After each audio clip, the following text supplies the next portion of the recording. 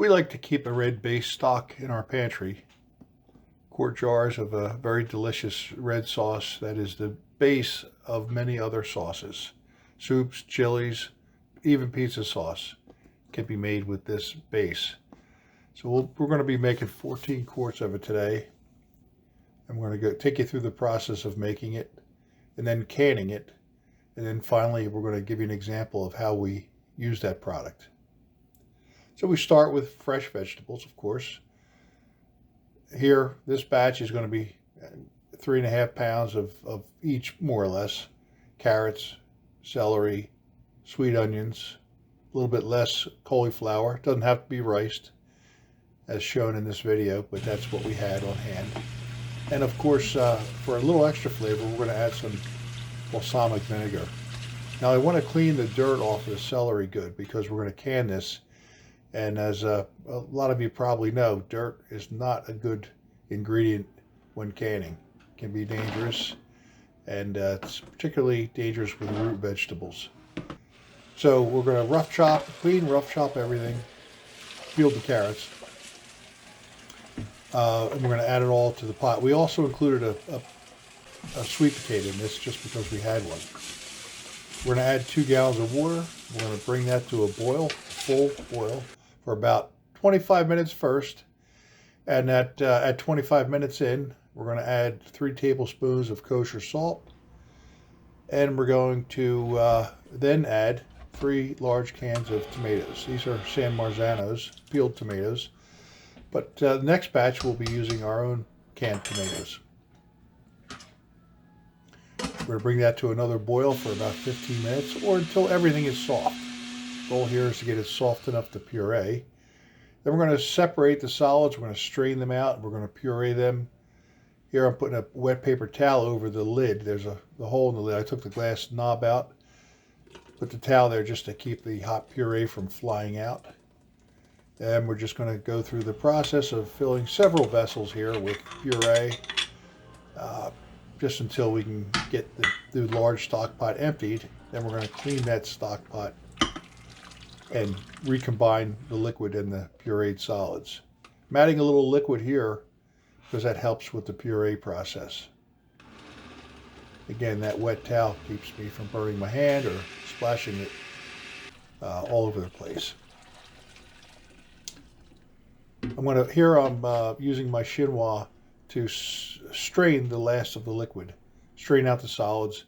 So there's a few pieces that got away from my strainer, and I'm going to puree them, put everything back in the clean pot, bring it to a simmer, and then I'm going to add the 1/4 cup of balsamic vinegar. And I think that adds a really nice flavor. I'm going to stir that in, and essentially this is a finished product at this point. So we'll move on to the next phase, which is canning the red base stock.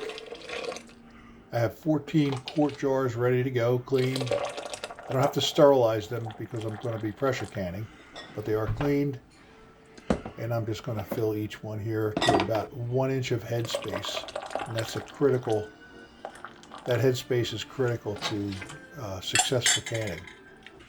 We can get into that in another video. Now I'm taking a dampened paper towel and I'm cleaning the rim of each jar, being careful to inspect for smoothness. I want to make sure there's no chips, scratches, or problems with the glass. Here I'm taking new metal lids, sealing lids, and I'm putting them on each jar. I don't have to heat them up. I'm going to take the rings, which I use over and over again, and put them on more or less finger tight. It's really important not to crank down on those rings because you want the jar to be able to breathe more, if that's the right term, to be able to let gases out and then seal. So the air that's in there and some of the steam that's in those jars will have to escape during this process. So now here we are steaming at 15 pounds per square inch for about 40 minutes. It's a little bit of overkill, but I'd rather be safe than sorry. So that's just how I roll. I do a little more than the books call for. A little higher pressure, a little longer time, and that's okay. And here's a finished product. There's nothing to do with this now, but let it cool off. Take the rings off, check the seals, and wash the bottles. And now here we are putting a dinner together. So this is a day later, so I'm looking at a cooled jar of red base there on the right.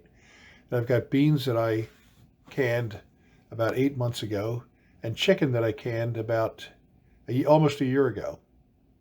So I'm going to start with the red base and pour that in. It looks very much like tomato soup.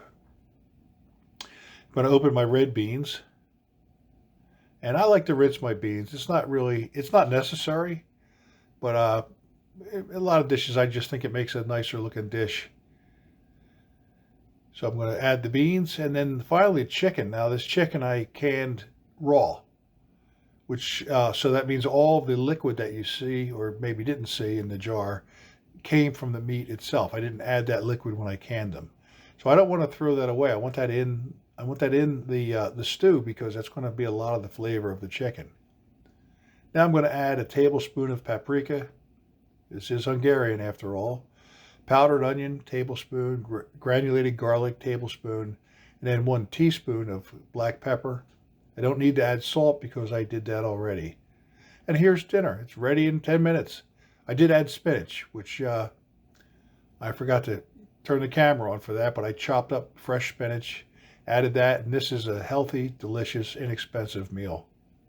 Now here's a word from my old friend Rob Bailey. I'd like to thank him for his special endorsement.